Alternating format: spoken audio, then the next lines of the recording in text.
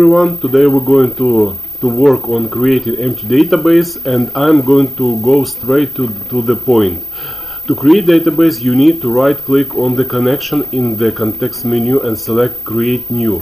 Like you see on the screen, we have in the left corner we have a name database. I mean like list of databases where we need to choose create new, and then after those create to choose database.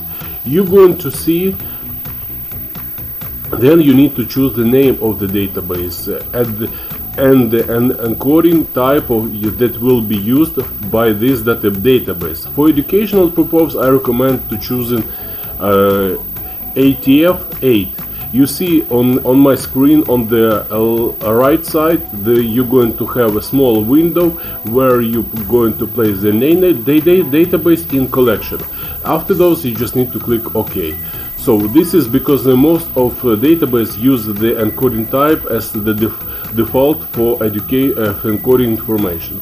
After you will put this small window will appear in your connection as shown in the image on the right side. You just going to place there the name of database, and once more as I said OK. On the next screen, an empty database named students, in my case, has already been created. As we can see, it contains only administrative information, describing encoding data, current connection and other administrative details, as you see on my screen. In the database we have created, there is currently no information because we have not added anything yet. I mean, not table, not fields, and nothing. We just created empty database. By default, it has a 0 size as shown in the image, and however, we can already make a copy of this database, export it to the file on our computer if needed. To do this, we need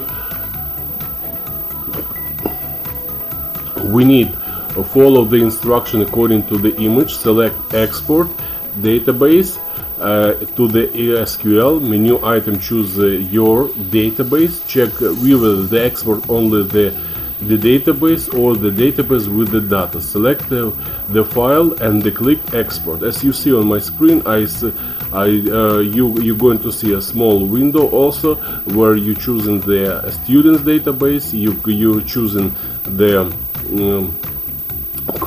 check boxes for create, no data for step number 5, and step number 6 you just put in the file and file name and where you're going to save this empty database, and then clicking 7th step is just clicking export. That's it. This is a small video which describes how we can create empty database. I am glad that you watched this video for the end, and going to see you on the next video. Thank you so much for your time, and all the best.